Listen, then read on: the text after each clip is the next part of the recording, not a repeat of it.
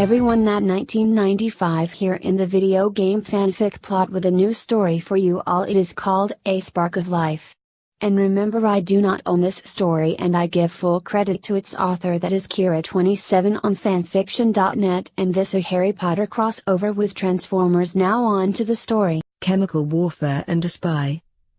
You know, I have lived in a dorm with 4 other boys for 4 years and I have never seen so much junk in one place. It looks like a tornado swept through here right after a grenade went off. Harry stepped over a pile of clothes and managed to find the one semi-clean spot in the room. How do you manage to find anything in here? Sam huffed from where he was stuffing random clothes in a bag and glared at his cousin. I know where everything that I need is. It doesn't matter if no one else can find anything. Why don't you just wait in the hallway until I get some clothes and stuff packed? Ah, but then you wouldn't get to enjoy my wonderful presents while you shove random things into a bag and hope that they are things that you actually need. Harry gave a smirk and dodged a flying sock that he could actually smell as it passed over his head. Now, Sammy, that could almost count as chemical warfare. Sam pinched the bridge of his nose and looked to the ceiling as if praying for patience. Sometimes I wonder how we could ever be related. Then I take a good long look at my mother and I know that the insanity is genetic. I can only hope that it doesn't rub off. Really now, the boy who decided to help out an alien race of transforming vehicles despite the fact that their enemies are big enough to squish you without even giving it a day though is calling me crazy. Just wait till I tell your mother that you think she's insane and you're not. Harry started toward the door but only made it about halfway before getting tackled into a pile of dubious clothing. Hey now, these clothes may not smell, but who knows where they've been. Oh, stuff it, my clothes aren't that bad. Sam let Harry up and grabbed the bag he had filled to the brim and struggled for a moment before getting it zipped. I take back the insane thing so long as you don't tell my mother about anything we talked about. Harry gave a smile as he sauntered out of the room. Oh, I guess I could keep that to myself for a while, but who knows what will happen in the future. Harry sighed as he rounded the block with a very twitchy little dog following behind him with plenty of slack in the leash. There is nothing quite as demeaning for a male as walking a tiny little dog around the block as it tried to figure out the best place to do its business. The worst part was that he volunteered for this job just to get away from everyone for a moment or two. Ips had wanted to follow him to make sure that nothing happened to him, but after a large set of puppy eyes and perhaps a few small pleas, Harry was allowed to go around the block with the dog 2 times before they would head back to the base. It wasn't until he was almost exactly halfway round the block that he noticed that he was being followed by a patrol car that looked like it had honestly seen better days.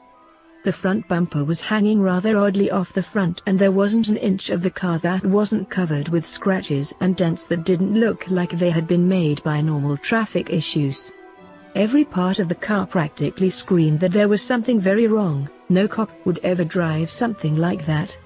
He knew that most of the Decepticons were combat vehicles like choppers, tanks, and jets, but Sam had mentioned that one of them was a patrol car that had almost killed him before he had any idea about what was going on. Bumblebee had saved him but the con had gotten away. There was no way that he was going to lead the con to Sam's house, but it wasn't because he was worried that he would attack Sam. He didn't look like he could attack the dog, let alone anything that could actually fight back. He turned at the next intersection and didn't stop until he was in a parking garage that didn't have a single car that looked like it ran. The patrol car fit right in. All right, I know that you aren't a normal police car that has seen much better days, so just cut the crap and tell me what the hell happened to you and what you want from little old me. Barricade was an extremely unhappy mesh. He knew without a doubt that his leader was completely insane and brilliant, but this plan was certainly pushing it. As the only Decepticon with a form that wouldn't immediately draw away too much attention, he was chosen to complete the task of getting as close to the new Allspark as possible before trying to get him away from the Autobots. Starscream took quite a bit of pleasure in beating Barricade until he looked like he had been blown up and crashed into a wall 3 times before Megatron sent him out to find and make nice with the Spark.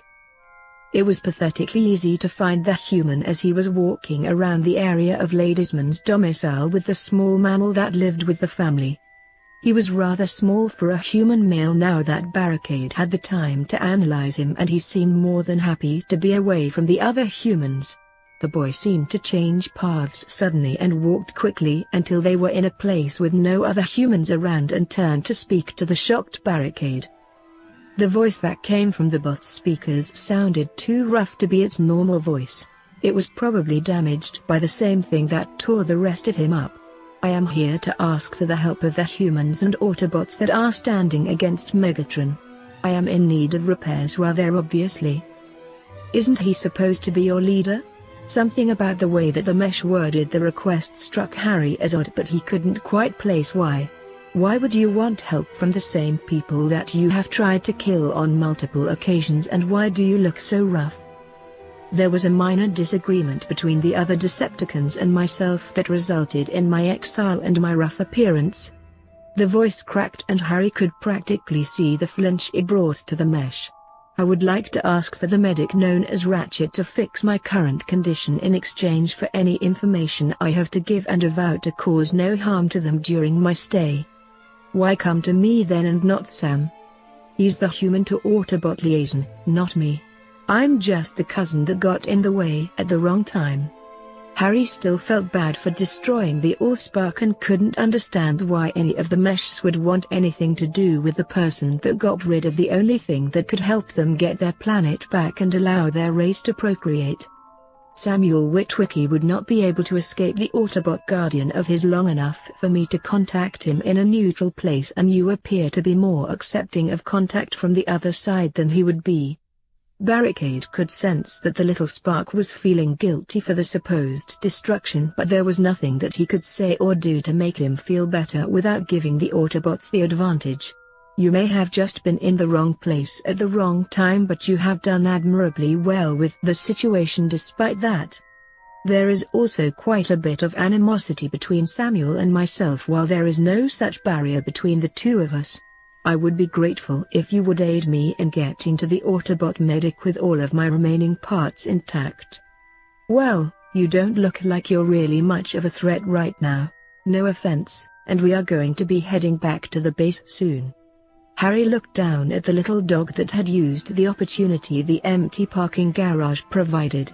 It looks like he's done with his business, so we can head back to the house and talk with Bumblebee and Sam. Harry snuck back into the house after he let the dog off the leash and dodged both Ips and Judy before finding Sam leaning against a counter draining a glass of orange juice. Hey, I need you to come with me without Bumblebee following you. Sam raised an eyebrow and set the glass in the sink after rinsing it out. Just trust me. Well, that's the ending of that chapter. I do hope you enjoy this video. If you like to see more, remember to hit that like button, subscribe to this channel and leave a comment down below. Until next time.